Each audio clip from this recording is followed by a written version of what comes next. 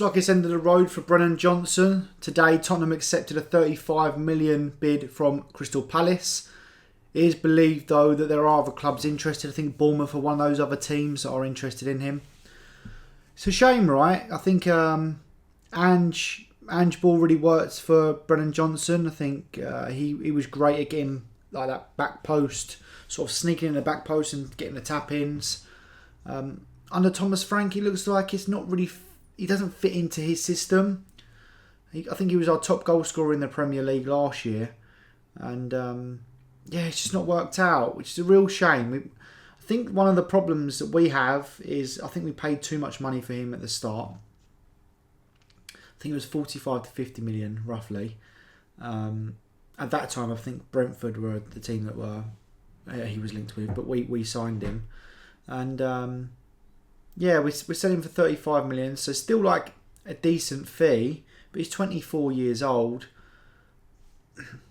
I'm not sure whether it's the right thing for him to go. What I would love to see is Thomas Frank take these players and make them better players. It seems like as a club, we're willing to spend 50 million on, let's say, Johnson.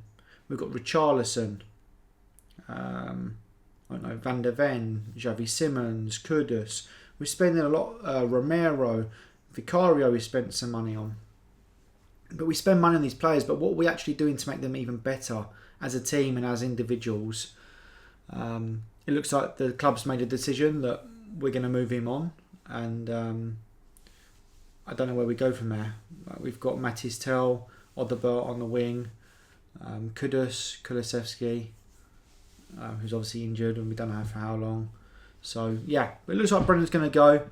What I'm going to do is I'm going to flash up a bit of a picture of why Crystal Palace is a good fit for him. I think under Tottenham it doesn't work, but I think at Crystal Palace, I think he gets easily, if he's there for a whole season, gets 10 goals, 10 Premier League goals, which is a great return for any forward player in the Premier League. So let's jump into that now. If you haven't already. Subscribe to the channel. It'd be great to get your support. I tend to talk about football, mostly Spurs, because I'm a Spurs fan. But any support will be welcomed. But yeah, let's jump into it. So this is what I've got here. I've just got the Palace team and I've got the Spurs team. And I just want to show you like the difference in formation that we tend to go with. And why I think Palace is probably a good fit for Brennan Johnson. So you'll see here, if we first of all just focus on Tottenham, we tend to play with these players that, forward-wise, we've got like two quite wide players and then the one person up top. And then we have, I say a 10, but I wouldn't really class it as a 10. Sometimes it's a 3.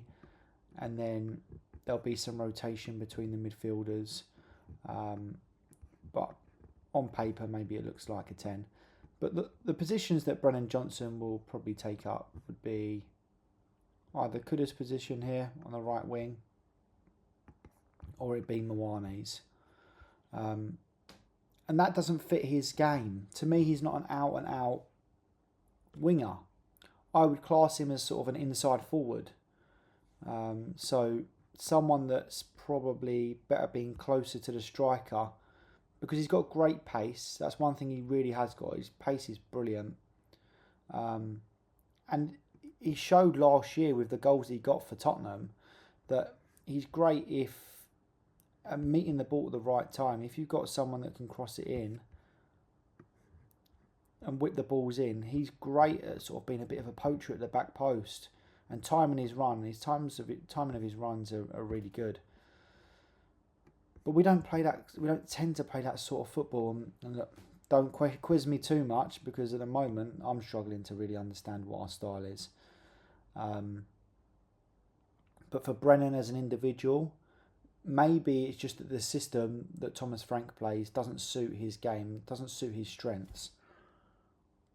Whereas if he played for Palace, which is a possibility, look, he's not 100% going to go there. I think that the club have accepted an offer. That's what I've read. There could be other teams that could come in for him.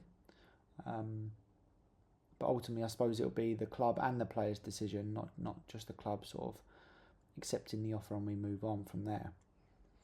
But we've got the Palace team here, and I've actually put some of the players, like forward players, or midfield / forward players that are on the bench or injured. So I think Kamada's injured. Sar's out at the moment at AFCON. Uche, I think Uche, when I've watched him play, is more of a number 9. I think they've played him in sort of the Pino or Devaney role here, but I see him more as an out-and-out number 9. Kamada, arguably you could put him here, but I think he's been more used to being playing in the midfield centre roles.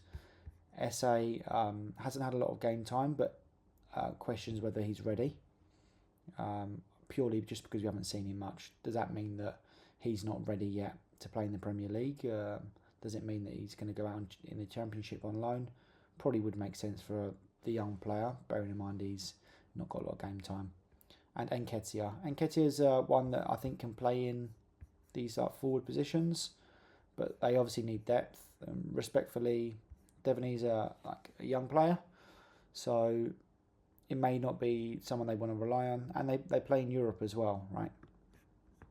So for the moment, I'm just going to switch things around. I'll put Kudus back over there. Don't really worry about the Spurs team at the moment. But this is where I think Johnson's going to play. So he'll play in behind Mateta. You've got Pino, who's, I wouldn't call him an out-and-out winger. I'd say he's more sort of a playmaker. You have wing backs in Mitchell. It's Klein at the moment, but Munoz when he's fit. You have Mateta spinning himself against a defender, and then you'll have Johnson. And I think this is where he comes in really well, right? You'll have Pino that will be sort of floating around. So you've got the width from Mitchell, but Johnson just gives them, similar to Sarr, where Mateta will probably be in the middle, pin himself up against one of the defenders, or trying to find the space in behind. But Johnson just gives you that sort of that inside channel. Not as much wide. I don't think he's as effective wide. I think he's more effective on the inside of the fullback, playing between the fullback and the centre half. These runs here in behind, I think he's gonna grab some goals, and he's got good pace, right? If he can get that confidence and run straight at defenders, something that we saw actually the other day from Odobert, which was nice to see. But if he can run straight at defenders, he's got great pace to sort of move change his direction. So I think that's the position that the Palace see him in. 35 million for a midfield forward player that really understands the league, is up to it in terms of physicality. He knows the teams he's going to come up against. I don't think it's a bad purchase at all. 35 million these days is quite common. It sounds funny, but it is. He's 24 years old. He's got great experience playing at Tottenham, played in Europe as well. I think it's a good signing if he does go to Palace, and I think that it will fit well because he won't have to be out wide in the Palace system. Their fullbacks will do that, and he can play off Mateta and play in that sort of inside forward role where I think he's probably best suited.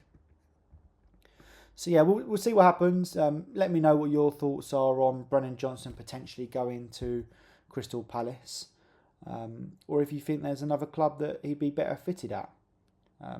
If you stayed around to the end, it'd be great if I could get your support and you subscribe to the channel, and I'll release some more content, most probably Tottenham content as well.